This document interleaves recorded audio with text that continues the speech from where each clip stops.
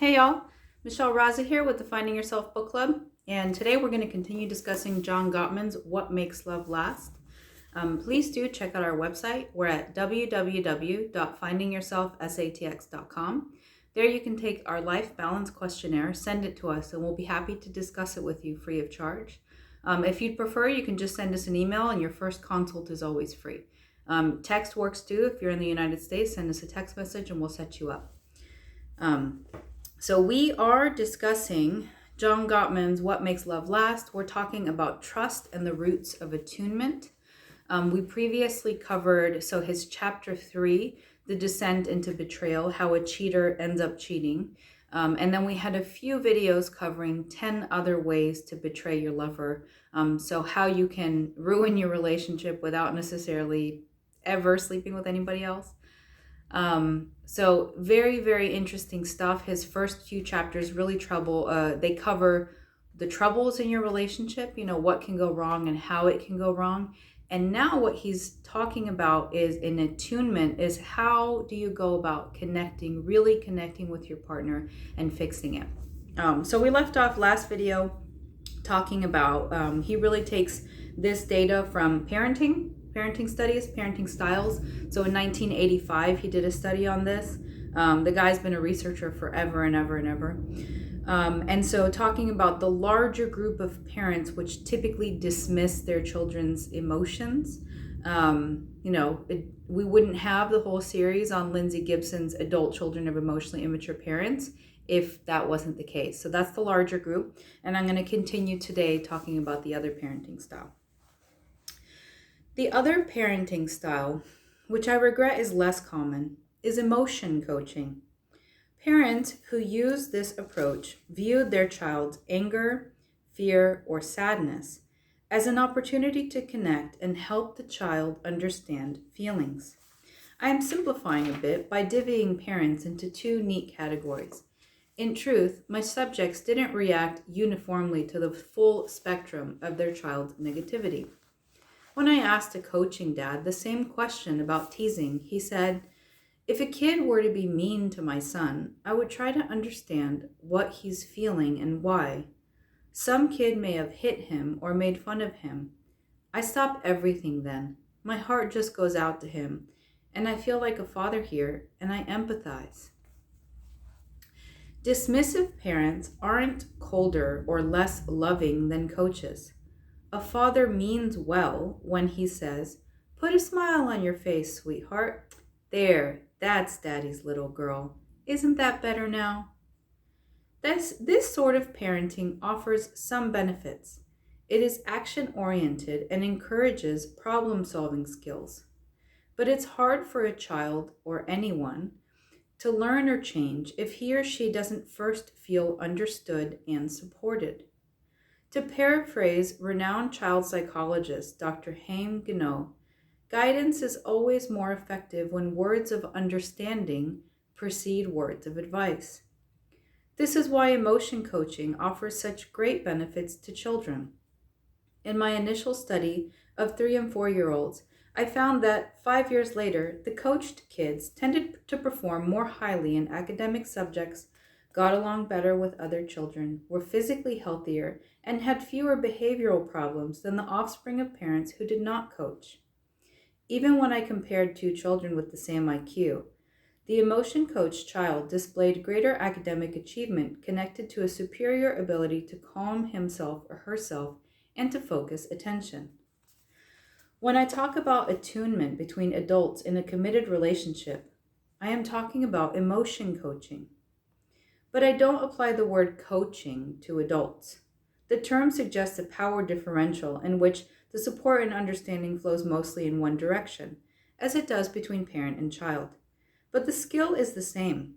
Through the use of a new meta-emotion questionnaire that is tailored to adult relationships, my research unit confirmed that partners in happy relationships coach each other. Led by my former graduate student, Dr. Dan Yoshimoto, the team interviewed 100 couples, asking partners about the kind of family and culture they came from and what messages they had received about the expression and experience of emotions. We then interviewed the couples together about the history of their relationships.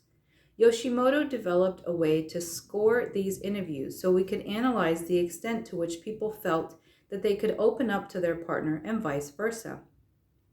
We discovered a similar proportion of coaches and dismissers as in our parenting study. Many of the dismissive partners had the best intentions.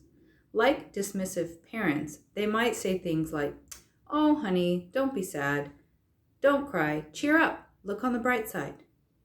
They thought their words were supportive, but unless their partner had requested this sort of response, the message they were communicating was, "I don't want to hear about it when you feel this way. Go be unhappy somewhere else." Some emotion dismissers in our study did want their partners to take their unhappiness somewhere else. They reacted with impatience and disapproval and tended to describe their partner as negative or needy. They considered their partner's emotions a burden that worsened their own mood, even when their partner's unhappiness had nothing to do with the relationship.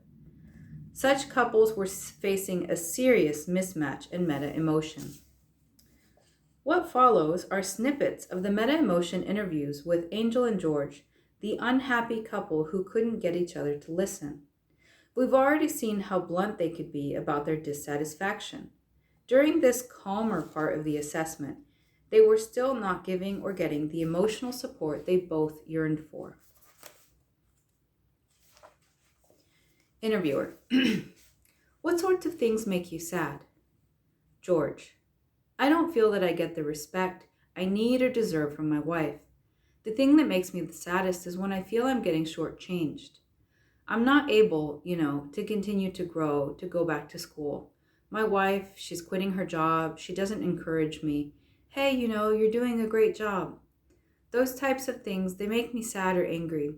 I suppose a little bit of both, where I just want to be away.